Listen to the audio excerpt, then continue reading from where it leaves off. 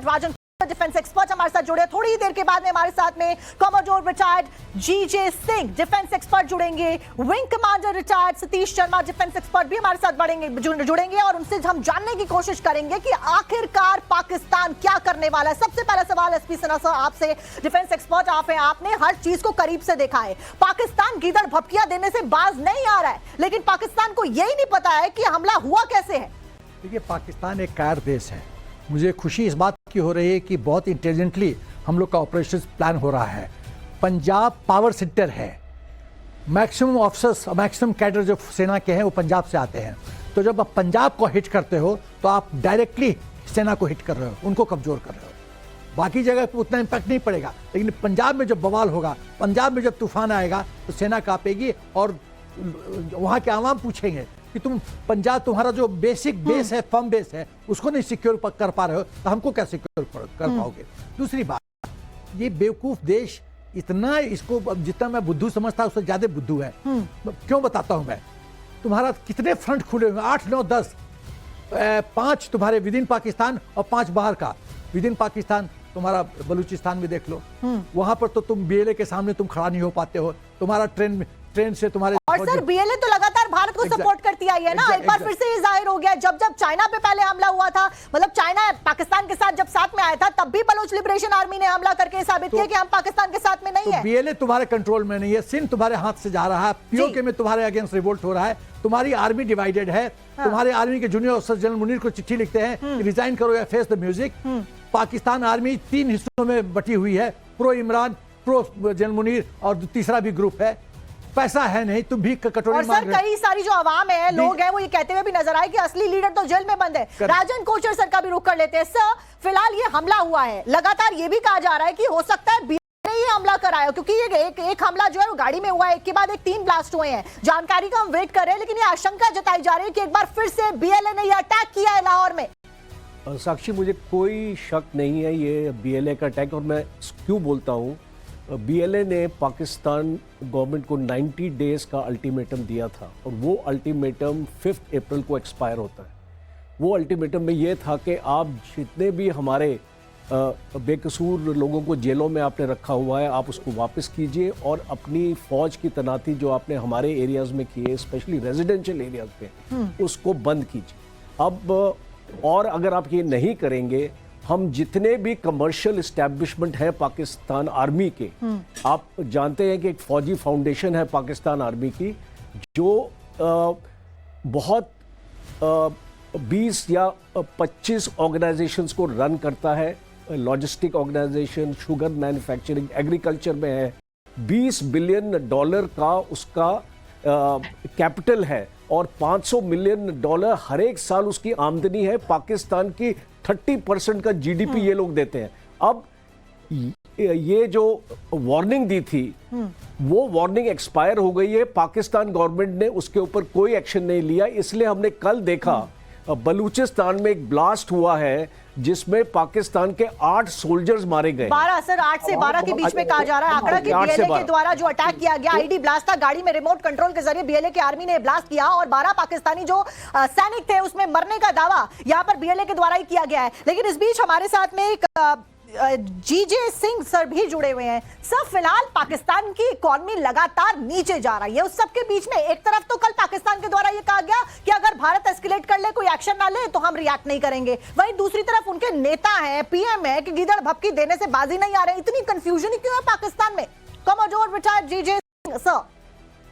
देखिए, आप हमें एक बात समझनी चाहिए कि जो हमारी आर्मी की सोफिस्टिकेशन है, जो हमारे लोगों का इंटेलेक्चुअल लेवल है, जो हमारी इकोनॉमी का लेवल है, जो हमारी मिलिट्री ताकत का लेवल है, ये लेवलों के साथ ये पाकिस्तान कंपेयर नहीं कर सकते हम। वो बहुत कमजोर, जैसे जनरल सिन्हा ने बताया है, जनरल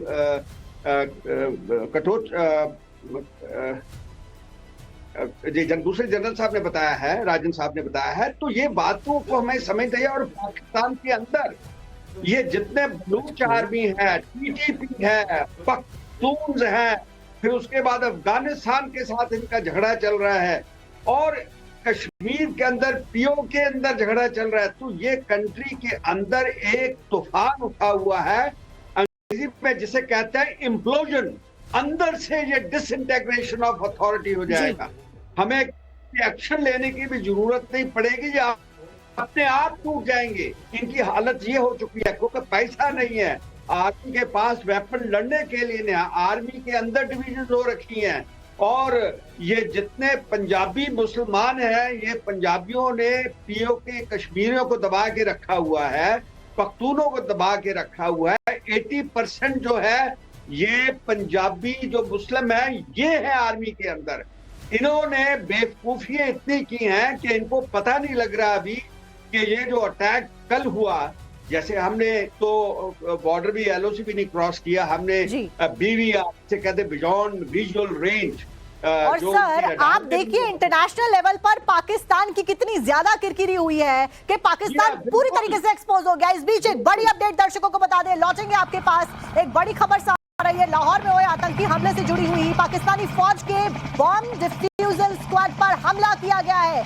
रूट क्लियरेंस के दौरान बीएलए ने यह अटैक किया। इस वक्त की बहुत बड़ी अपडेट हम आपको बता रहे हैं। यह हमला 7 मई को बलूचिस्तान के बोलन के मर्चकुंड इलाके में उस वक्त हुआ जब पाकिस्तानी सेना का बम डिफ्यूजल स्क्वाड का ये काफिला पेट्रोलिंग पर था। इन तस्वीरें को आप देख सकते हैं जिसमें ये स्पष्ट तौर पर दिखाई दे रहा है कि कैसे पाकिस्तानी फौजियों का ये बम डिफ्यूजल स्क्वाड रूट क्लियर करता हुआ देखा जा रहा था। इस दौरान पहाड़ी इलाके में पाकिस्तानी सेना के ये जवान रास्ते में बिछी हुई लैंड माइंस की तलाश करते हुए नजर आ रहे हैं। कुछ पाकिस्तानी फौजी कंधे पर पोर्टेबल रॉकेट लॉन्चर भी लेकर चलते हुए देखे जा सकते हैं। इन सबके साथ में मुनीर की आर्मी का एक्सप्लोसिव ऑर्डिनेंस डिस्पोजल व्हीकल भी चलता हुआ देखा जा रहा था। लेकिन इस बीच इनके ऊपर हमला कर दिया गया। लेकिन ये सब बात से पाकिस्तान अनजान है। जानलेवा खतरा का जो खतरा है अटैक का, वो पाकिस्तान के ऊपर मंडराता हुआ नजर आ रहा है। Wing commander Satish Sharma sir internationally देखा जाए तो आप देखिए एक के बाद एक अपडेट सामने आ रहे हैं, एक के बाद एक वीडियो सामने आ रहे हैं। पाकिस्तान की किरकिरी विश्व स्तर पर हो चुकी है। आतंकवाद का पनाहगार पाकिस्तान रहा है ये जग जाहिर हो गया है। तस्वीरें हम आपको दिखाते हैं कि कैसे पाकिस्तानी फौज के बम डिफ्यूजल स्क्वाड के ऊपर भी हमला हुआ है। एक तरफ लाहौर में हमला हुआ, दूसरी तरफ भारत ने 9 सैन्य ठिकानों के ऊपर 9 जो आतंकवादियों के सैन्य ठिकाने थे या कहिए ट्रेनिंग कैंप थे, उसके ऊपर भारत के द्वारा ऑपरेशन सिंदूर के तहत अटैक किया गया। ये तस्वीरें हम आपको दिखा रहे हैं। एसपी सिन्हा सर, इन विजुअल्स को कैसे देखा जाए? पाकिस्तान की सेना को कुछ समझ ही नहीं आ रहा है हुआ क्या है। रूट क्लियरेंस करता हुआ बम डिफ्यूजल स्क्वाड दिख रहा है और हमला भी हो जाता है। देखो, ये पाकिस्तान की जो सेना है वो नॉन प्रोफेशनल सेना है। जो सेना प्रॉपर्टी डीलिंग करे, जो सेना का चीफ खाली प्रॉपर्टी खरीदे अमेरिका में, लंदन में, जो सेना बिजनेस करे, ईद में मुर्गा सप्लाई करे, मीट सप्लाई, वो लड़ेगी कैसे? जो आदमी चिल्ड बियर का जिसको आदत होता है गर्म पानी दो तो नहीं पी सकता। सर गीदड़ भपकियां देने से बाजी नहीं आ रहा है ये मुल्क। वही तो बेवकूफी है, ताकत है नहीं और हिंदुस्तान को चैलेंज कर देते हैं। लेकिन अपने ही कॉन्ट्रडिक्शन वाले स्टेटमेंट में भी फंस रहा है। कभी कहता है भारत एक्शन ना ले तो हम कुछ नहीं करेंगे, फिर कहता है कि हम एटम बम वाले देश हैं, हम हमला कर देंगे पहुंच के। 1999 में कारगिल वॉर में तो एटम बम था, क्या किया उसके? वाजपेयी जी ने क्या प्रेसिडेंट अमेरिका को बोला था कि 20% हिंदुस्तान को मैं राइट ऑफ करने के लिए तैयार हूं, लेकिन कल का सूर्योदय पाकिस्तान नहीं देखेगा। खुश हो गई, पतलून गीली हो गई, कहां गया एटम बम? अच्छा राजन सर, एक के बाद